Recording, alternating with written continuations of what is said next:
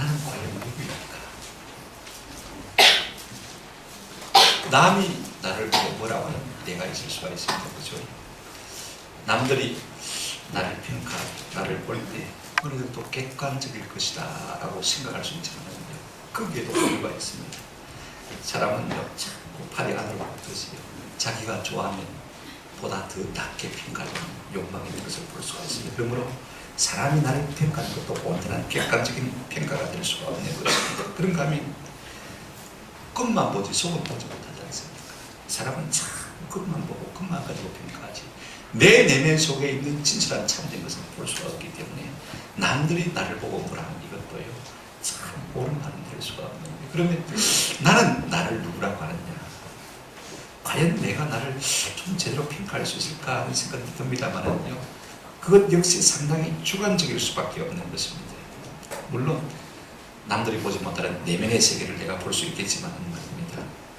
그러나 그것도 역시 상당히 주관적이고 객관성이 없는 것일 수밖에 없는 것입니다. 그런가 하면 나를 벗어나서 나를 볼 수가 없는, 객관적으로 볼 수가 없는 이런 함정이 있는 것을 볼 수가 있습니다. 그렇다면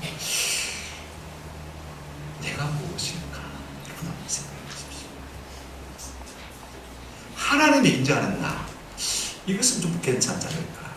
위에서 보시고 객관적으로 공정하게 보시고 바르게 보시고, 우리 하나님은 사람의 외모만 지하지 아니하시고 우리의 무엇을 보신다고요? 중심을 보십니다. 그러니까 밥도 보시고 안도 보시고 객관적으로 나를 보실 수 있는 하나님이신 것을 우리가 볼 수가 있습니다. 오늘 성경을 통해서 하나님께서는 오늘 우리가 어떤 존재에 대해서 잘 말해주고 있습니다. 지금 내 운명이 어떤지, 우리의 신분이 어떤지, 또 우리가 어떻게 살아가야 할지 분명하게 세 가지로 우리에게 말해주고 있는 것을 볼 수가 있습니다. 이제 그것을 우리가 한번 살펴보면서 도전과 은혜를 받았으면 좋겠다 하시고요. 지금 여러분, 나는 어떤 위치, 어떤 형편에 있는 사람인가 먼저 한번 생각해 보십시다. 여러분 10절 말씀을 먼저 읽으실까요? 한번 같이 읽어보십시다. 10절 말씀 다 같이 읽겠습니다. 시작. 너희가 전에는 백성이었더니 이제는 하나님의 백성이요 전에는 긍휼을 얻지 못하였더니 이제는 긍휼을 얻은 자라. 그렇습니다. 전에는 이제는 하고 하나님이 말씀하시는 것을 볼 수가 있습니다. 우리가 살면서요 하지 말아야 될 것 하나가 있습니다. 뭐냐면 비교하는 것입니다. 내가 다른 사람과 나를 자꾸 비교해봐야 해요. 백해무익한 것입니다. 한번 생각해 보십시오. 내가 남보다 조금 낫다 싶으면요 은근히 교만해질 수밖에 없습니다. 조금 못하다 싶으면 그것 때문에 비교를 해줄 수밖에 없는 거예요. 내 소유를 남과 비교해서요 아무 의미가 없습니다. 내 남편이나 내 아내나 내 자식을 다른 집의 사람과 비교해봐야 해요. 비교해봐야 배를 도움이 되지 않습니다. 그러나 성도가 꼭 비교해야 될 것이 있는데 무엇이냐면 내 자신의 과거와 현재는 자꾸 비교해보면 해볼수록 우리에게 은혜가 되고 유익이 될 줄로 믿습니다. 내가 전과 비교해서 나아졌다 그러면요 참 감사할 일이잖아요. 그죠? 그런데 내가 전보다 못해졌다 그러면 우리 하나님 앞에 회개할 일이잖아요. 그런데 여러분 성도의 히스토리는 그렇지 않습니다. 예수를 만난 다음과 만난 다음, 만나기 전과 만난 후에는요 분명한 차이가 있을 수밖에 없는 것입니다. 성도라면 적어도 예수를 만나기 전과 만난 후에는 분명한 차이가 나타날 수밖에 없고 역사에 BC와 AD가 있듯이 내 삶에서도요 BC와 AD로 구분될 수밖에 없는 것입니다. 다시 말하면 간증이 있는 삶이 될 수밖에 없다는 사실인 것입니다. 전에는 내가 예수 만나기 전에는 못됐는데 지금은 내가 어떠하다. 이것이 우리의 삶의 간증 아닙니까? 그리스도인들 앞에 다 좋아하는 찬송이 한 장 있어요. 305장 나 같은 죄인 살리신 한번 불러보실까요? 나 같은 죄인 살리신 주원의 놀라와 주원의 놀라와 이랬던 생명 찾았고 이렇던 생명 찾았고 광명을 얻었네. 광명을 얻었네. 왜 우리가 이 찬송을 좋아하는 것입니까? 만민의 신앙 고백이기 때문에 그렇습니다. 내가 예수 만나기 전에는 잃어버린 생명 아닙니까? 내 속에 생명이 없었어. 죽었던 존재입니다만 예수 만난 다음에 내 속에 새로운 생명과 강력을 찾았으니 어찌 우리가 이 찬송을 좋아하지 않을 수가 있겠습니까? 오늘 10절에 우리에게 이렇게 말하고 있습니다. 너희가 전에는 뭐가 아니더니요? 백성이 아니더니 이제는 하나님의 백성이요. 전에는 긍휼을 얻지 못하였더니 이제는 긍휼을 얻은 자니라. 여러분, 이 말씀은요, 이미 하나님께서 구약시대에 호세아 선지자를 통해서 하신 말씀입니다. 호세아 1장에 보면 하나님께서 호세아 아내 고멜이 딸을 낳았을 때 그 이름을 뭐라고 하냐면 1장 6절 좀 한번 보여주시길 바랍니다. 예. 뭐라고 했죠? 고멜이도 임신하여 딸을 낳으며 여호와께서 호세아에게 이르시되 그의 이름을 뭐라라? 루하마라. 로 약간 되어지고 로하마 하면 조금 유식해지죠. 무슨 뜻이냐면 내가 다시는 너희를 긍휼히 여기지 않을 것이다. 무슨 말이냐면 직접으로 답변하면 긍휼이 없다는 말이에요. 딸을 낳는데 하나님께서 긍휼을 베풀지 않겠다. 그 다음에 여러분 조금 넘어가시면요 8절입니다. 로로마가 이제 젖을 뗀 후에 임신하여서 또 아들을 낳게 되는데 9절에 보시면 이렇게 말하고 있습니다. 같이 보실까요? 9절입니다.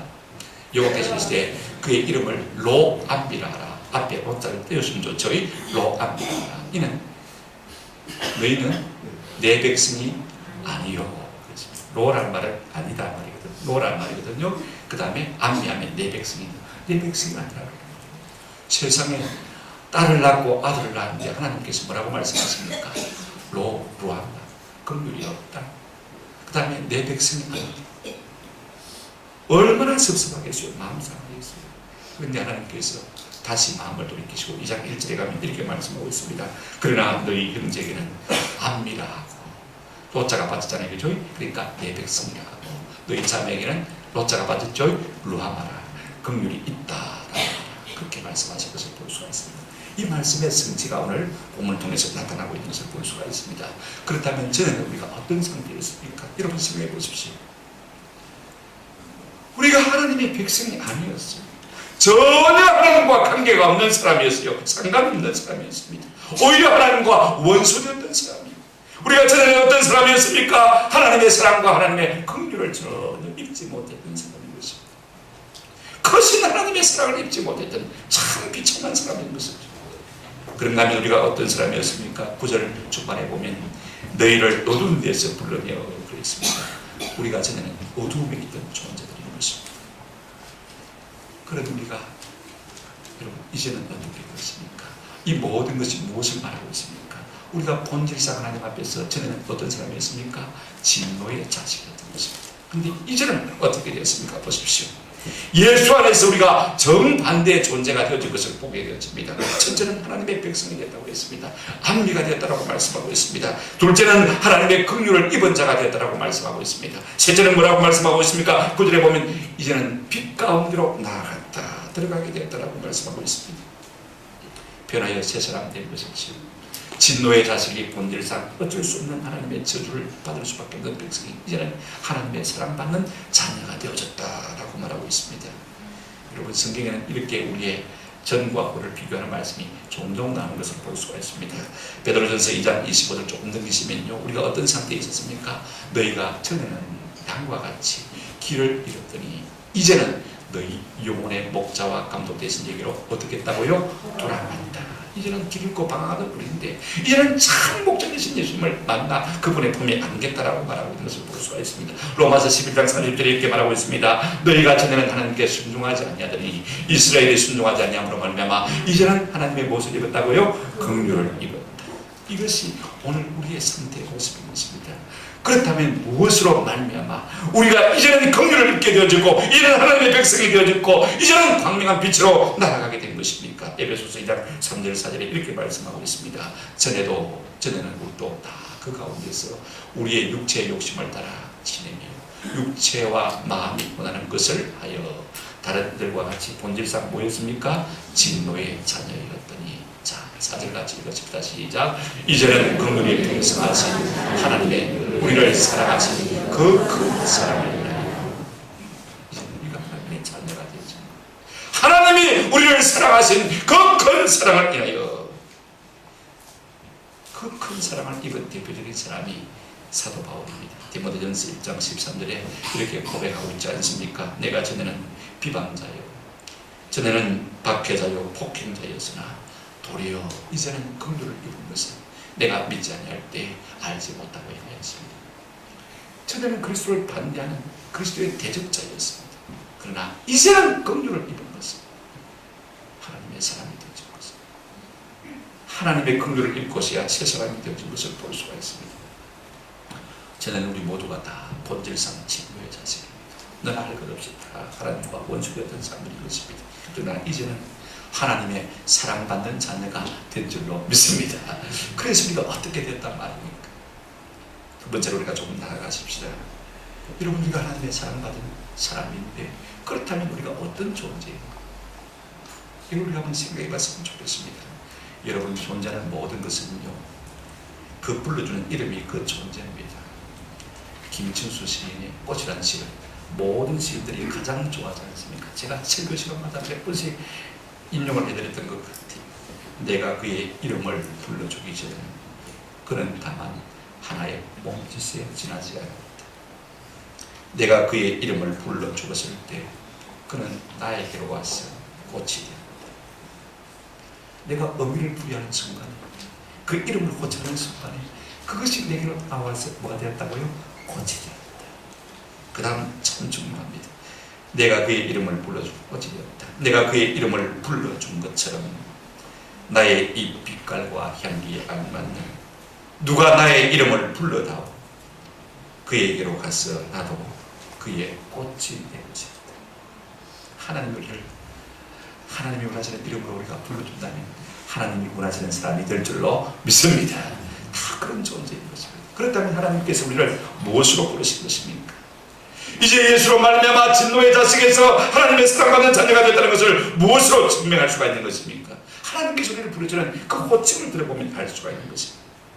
하나님께서 우리를 뭐라고 부르고 계십니까? 여러분, 9절 한번 같이 보십시다. 상반절만 같이 읽겠는데요, 같이 읽어보십시다. 시작. 그러나 너희는 택하신 족속이요 왕 같은 제사장이요 거룩한 나라요 그의 소유 같은 백성이니, 이렇게 부르고 있습니다. 여러분, 이 말씀은요, 출애굽기 19장 5절 6절 말씀의 화분인 것입니다. 세계가 다 내게 속하였나니 너희가 내 말을 잘 듣고 내 은혜를 지키면 너희는 모든 민족 중에서 뭐가 되겠고요? 내 소유가 되겠고. 6절 보십시다. 너희가 내게 대하여 제사장 나라가 되며 거룩한 백성이 되리라. 너는 이 말을 이스라엘 자손에게 전할지니라. 하나님이 과거에 이스라엘 백성에게 하신 이 말씀을 다시 반복해서 우리에게 들려주고 있는 것을 볼 수가 있습니다. 재확인인 것입니다. 무엇 때문에 재확인하는 것입니까? 여러분, 그것은요, 반복의 명수인 것입니다. 왜 반복하는 것입니까? 그것이 너무 중요하기 때문에, 우리가 잊어버려서는 안 되기 때문에 말씀하고 계신 것을 볼 수가 있습니다. 하나님은 자기 백성을 무엇이라고 부르기를 원하시는 것입니까? 우리에게 어떤 의미를 심어주시기를 원하시는 것입니까? 네 가지를 우리가 생각해 볼 수가 있습니다. 첫째는 우리들은 하나님께서 뭐라고 말씀하시고 계십니까? 한번 더 합시다. 택하신 족속이요, 하나님 우리를 선택하셨다고 말씀하고 있는 것입니다. 사람 누가 나를 선택해 줘도 긍지가 되고 자랑이 되고 기쁨이 되지 않습니까? 하물며 만왕의 왕이시며 만주해 주신 우리 하나님께서 우리를 보시고 아시고 우리의 이름을 부르시고 택하시고 우리를 위해서 내가 너를 택했다라고 말씀하셨다면 우리는 하나님 앞에서 특별한 존재임에 틀림이 없는 것입니다. 성도는 하나님께서 선택하신 특별한 종족인 것입니다.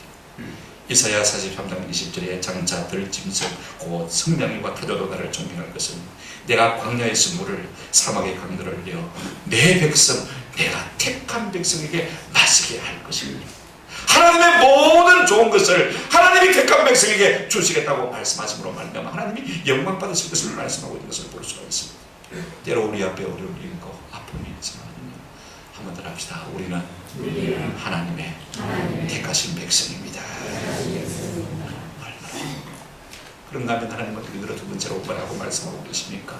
너희는 왕같은 제사장들이요 라고 말하고 있습니다. 여러분, 제사장이라는 말을 라틴어로 폰티펙스라고 합니다만 무슨 뜻을 갖고 있느냐면 다리를 얻는 사람이라는 뜻을 가지고 있습니다. 제사장은요, 하나님과 사람 사이에 뭘 얻는다고요? 다리를 얻고 그 다리를 통해서 하나님 앞으로 나아갈 수 있는 특권을 얻는 사람이 바로 제사장인 것입니다. 여러분, 엄청난 덕분을 우리 하나님께서 우리에게 주신 것을 볼 수가 있습니다. 한번 생각해 보십시오. 그 하나님의 엄청난 보좌 앞에 누가 함부로 나갈 수가 있습니까? 하나님 앞에 함부로 나아갈 수 있는 사람은 엄청난 덕분을 받은 사람인 것입니다. 그럼에도 불구하고 우리가 이 엄청난 덕분을 가지고 하나님 앞에 나아가지 못한다면요, 참 어리석고 불쌍한 사람이죠. 나 자신과 내 주변 사람을 위해서도 불행한 사람이 될 수밖에 없는 것입니다. 여러분, 내 한 사람이 이 다리를 통해서 하나님의 은혜의 보좌 앞에 나아가서 우리가 간구하고 부르짖는다면요, 하나님께서 나를 긍휼히 여기실 뿐 아니라 나와 내 가정과 내게 속한 모든 교회와 나라와 민족을 불쌍히 여겨주실 줄로 믿습니다. 지금 다음에 금식 일이가 온다면 부산 에볼라 ITU 총회가 이 부산에서 10월 말부터 11월 초까지 백석회에서 있습니다. 전 세계 이 전자통신 업계 사람들이 다 모이게 되는 올림픽인데요, 서아프리카 에볼라 바이러스의 산지인 이 서아프리카에서 오는 사람만 200명이 넘는다고 합니다. 여러분, 그 중에 한 사람이 에볼라 바이러스를 갖고 있다면요, 여기 한 달 동안 머무르게 돼야 되는데 그 바이러스가 부산 땅에 확산이 안 된다고 장담할 수 있는 사람 아무도 없잖아요. 제가 만나는 사람마다 이걸 걱정하더라고요. 그러나 우리는 이걸 가지고 걱정하는 사람들입니다. 우리가 나는 다리를 통해서 하나님의 은혜의 보좌 앞에 나가서 우리가 간구하며 주께서 들으시고 응답하시고 우리로 말미암아 우리 부산 땅에 복을 주실 줄로 믿습니다. 이와 같은 존귀한 제사장이 바로 우리의 모습이라는 사실을 우리에게 분명히 말해주고 있는 것입니다. 여러분, 한번 합시다. 우리는 하나님 앞에서 최고의 로비스트입니다. 함부로 아무나 국회에 들어갈 수 없기 때문에 현관에서 국회의원들을 만나가지고 이래 좀 해주십시오, 저래 좀 해주십시오. 그 사람을 로비스트라고 그러지 않습니까? 하나님의 은혜의 보좌 앞에 아무나 나가서 말할 수 없기 때문에 오늘 우리가 로비스트가 되어서 하나님 앞에 나가서 간구하면 하나님께서 우리의 기도를 들으시고 우리의 간구를 들으시고 우리의 모든 말을 들으시고 좋은 것으로 응답해 주시고 은혜와 긍휼을 베풀어 주시겠다고 약속하고 있는 것이 바로 오늘 본문의 말씀인 것입니다. 바로 우리가 이와 같이 존귀한 자가 됩니다. 이 특권에 걸맞는 삶을 사는 은혜가 있기를 주의 이름으로 축원합니다. 세 번째, 우리를 향해서 뭐라고 말씀하고 있습니까? 너희는 거룩한 나라이다. 우리 하나님께서 무엇 때문에 우리를 죄 가운데서, 세상 가운데서, 애굽에 노예되었고 종되었던 가운데서 불러내셨습니까? 레위기 11장 45절에 이렇게 말씀하고 있습니다. 나는 너희의 하나님이 되리고 너희를 애굽 땅에서 인도해낸 여호와라. 내가 거룩하니 너희도 말지어다 거룩할지어다.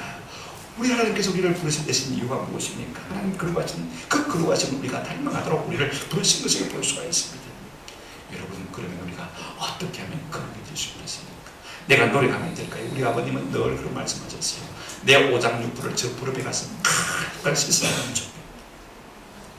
여러분, 오장육부를 저 강가에 가서 시냇물에 가서 씻을 수 있다면 얼마나 좋겠습니까?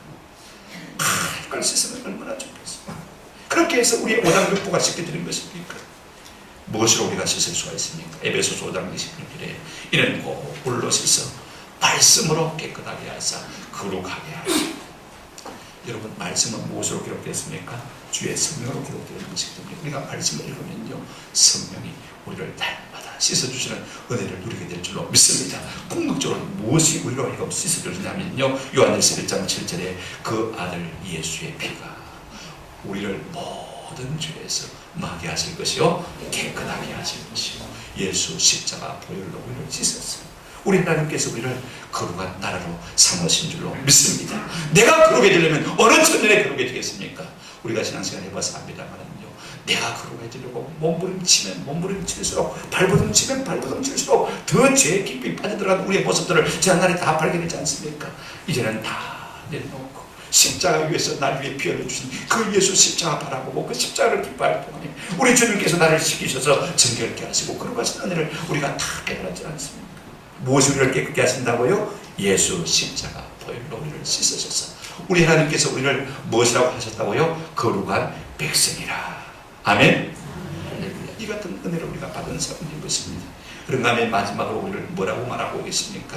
우리들은 그의 소유된 백성이라고 말씀하고 있습니다. 너희는 그의 소유가 된 백성이니.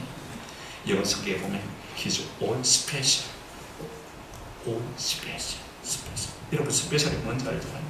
특별하고 독특한 소유로 삼으셨다.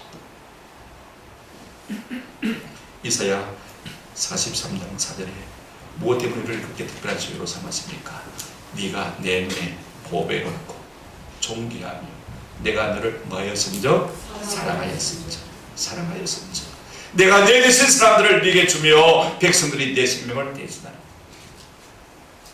사랑하기 때문에 마땅히 우리가 죽여야 할 것이지만 하나님께서 다른 것을 희생시키셔서 우리를 사셨다, 구속하셨다. 여러분, 이것을 확장시키면 무슨 말씀이 될까요?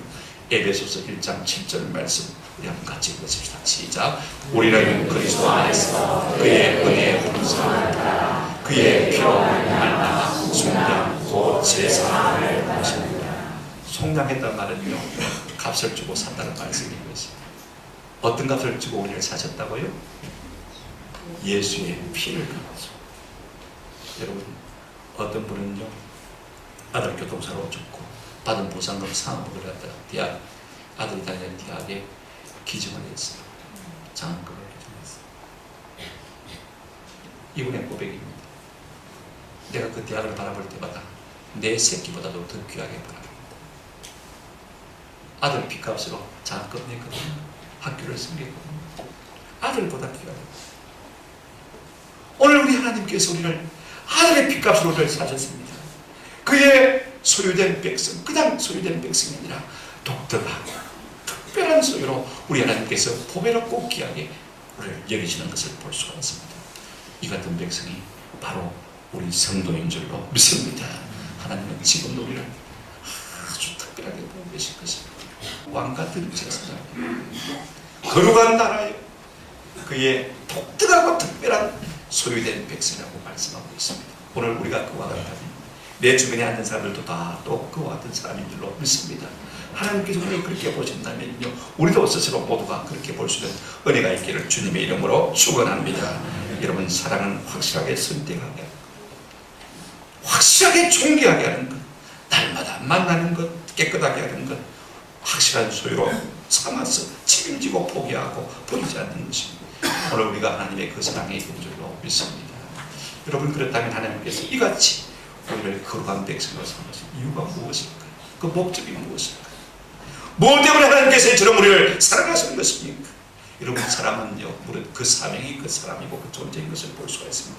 무엇 때문에 하나님께서 우리를 택하신 족속으로 왕같은 제사장들로 거룩한 나라로 그의 소유되는 백성으로 삼으셨습니까? 이유와 목적이 있습니다. 9절 하반절 우리 한번 같이 보실까요? 이는, 여기서부터 같이 한번 읽어보시겠습니다. 시작. 이는 너희를 어둠에서 불러내어 그의 기이한 빛에 들어가게 하시니 아름다운 덕을 선포하게 하였습니다. 하나님께 우리를 택하신 이유를 말씀하고 있습니다. 이는 그 이유를 말씀하는 거죠. 다시 한번 우리가 어떤 상태에 있었는지를 반복해주고 있습니다. 너희를 어두운 데서 불러내어 그의 기이한 빛에 들어가게 하시니, 저는 불러내어 들어가게 하시니, 이 말이 교회를 정의하는 아주 중요한 말이라고 생각합니다. 어두운 데서 우리를 어떻게 했다고요? 불러내어. 어두운 데가 어디입니까? 세상 안에 어두운 세상에서 불러내어 기이한 빛이 어디입니까? 천국으로, 교회로, 하나님의 백성으로 기이한 빛으로 우리를 나아가신, 이것이 교회의 정의라고 생각합니다. 오늘 우리를 교회 삼으신 이의 아름다운 우리를 교회 삼으신 이가 누구십니까? 예수 그리스도. 그의 덕을 막게 하라 아니라 선포하게 하라. 오늘 우리를 어두운 데서 그의 기이한 빛 가운데로 나가게 하신 분이 누구십니까? 예수 그리스도, 그분 아닙니까?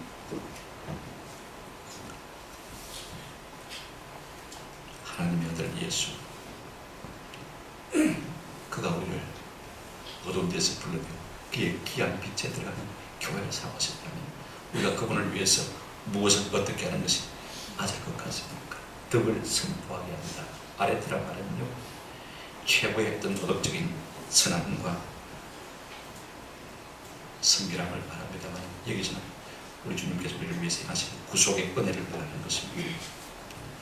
이와 같은 은혜를 받은 우리가 어떻게 해야 그분의 사랑에 보답하는 것이 되어질까? 이의 덕을 뭐하게 하는 것이라? 선포하게 하는 것이라. 여기 에칸겔로라는 선포한다는 말은요, 신약 성경에서 여기에 딱 한 번 나오는 것을 볼 수가 있습니다. 한 번 더 합시다. 축하한다, 드러낸다, 선전한다, 그 주님의 아름다운 이름을 우리가 축하, 드러내고 선전하도록 우리가 부름을 받았다. 이렇게 말하고 있는 것을 볼 수가 있습니다. 두 가지로 제가 정리해서 말씀을 드리겠습니다. 여러분 영어 성경에 보니까 이 선포한다는 말을 갖다가 프레이즈라는 말로 번역한 성경이 몇 번 되었죠. 찬양한다, 예배한다. 여러분 나 같은 죄인을 구속해 주신 주님의 은혜를 우리가 찬양하는 것이 마땅치 않겠습니까? 이미 5절에서도 그렇게 말씀했습니다. 너희도 산돌같이 신령한 제물로 세워지고 예수 그리스도로 말미암아 하나님이 기쁘게 받으실 신령한 제사를 드릴 거룩한 산제사장이 되리라. 무슨 말입니까? 하나님 앞에 예배하는 자가 되라 우리를 부르신 것을 분명히 말씀하고 있는 것을 볼 수가 있습니다. 그러므로 우리 성도는요, 모든 것보다도 가장 좋은 예배자가 될 때 하나님이 영광 받으실 줄로 믿습니다. 종종 제가 우리 성도들과 나누는 이야기입니다. 지금 지난주 예배에 빠지셨어요. 결혼식 갔는데 거기 가서 예배 드리셨어요? 아이고 목사님 그거 가서 어찌 예배 드립니까? 이것이 저와 여러분이 나누는 일반적인 대화 아닙니까? 여러분 꼭 기억하십시오. 오늘 많은 것이 우리가 예배하는 데 발목을 잡는 것을 볼 수가 있습니다. 좀 더 잡고 싶은 게으름이 우리의 발목을 잡기도 합니다만 TV 프로그램이 우리의 발목을 잡기도 하고 친구에게 가져온 한 통의 전화가 주일 앞에 주 앞에 나가는 이 발목을 잡기도 하고 우리의 기분과 날씨가 우리의 발목을 잡기도 하지 않습니까? 그러나 여러분 한 가지 알아야 될 것은 그것입니다. 한번 합시다. 예배는 희생입니다. 하나님께서 무엇 때문에 이스라엘 백성들을 불러내셨습니까?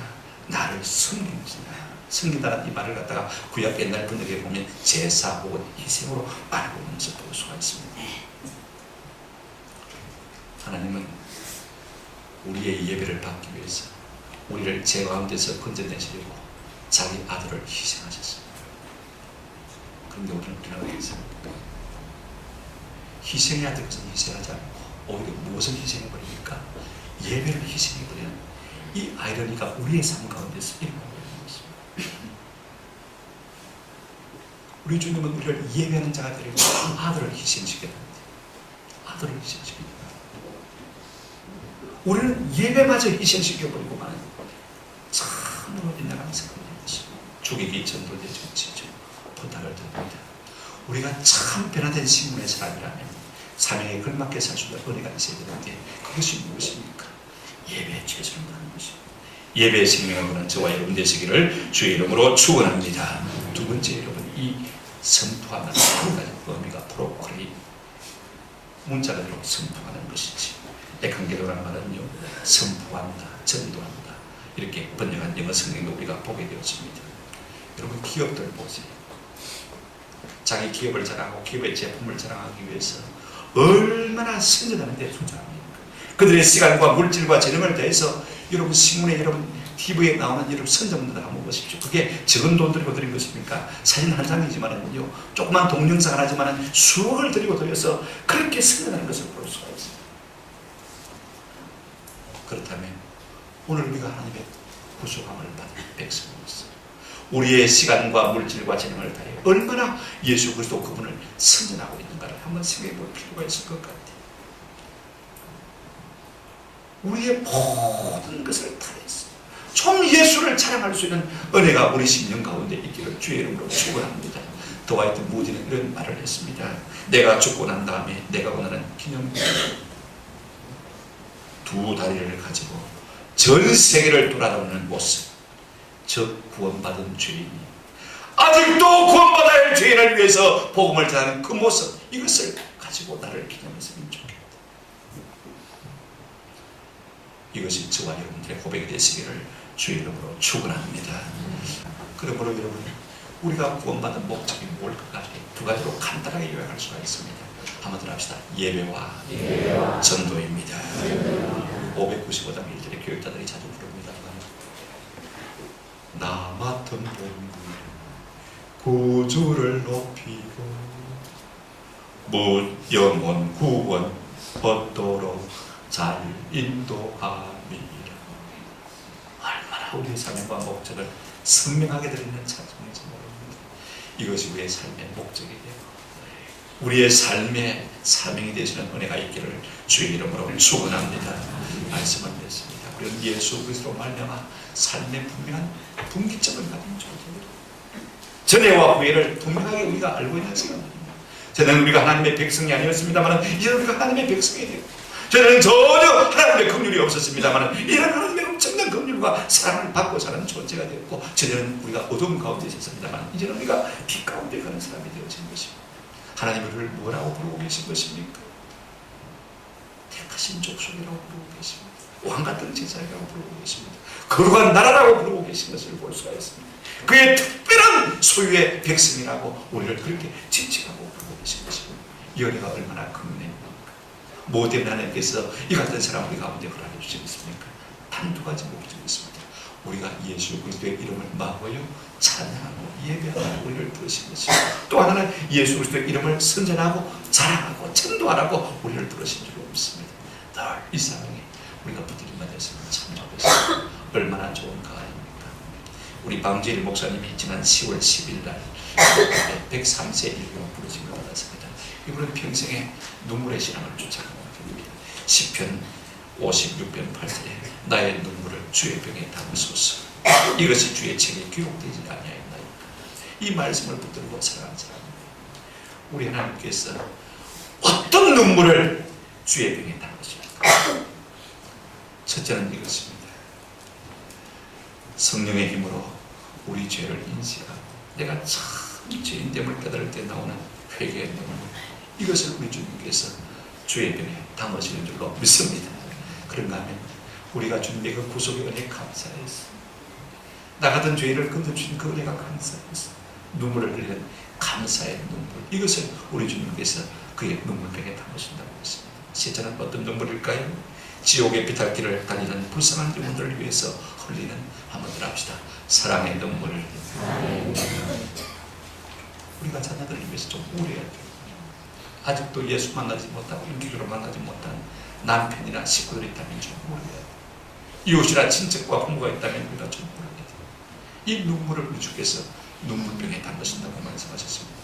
오늘 이 글을 우리도 주님께서 그의 병에 담으시는 눈물을 좀 흘려드리는 그런 은혜가 있기를 우리 주님의 이름으로 축원합니다. 아멘.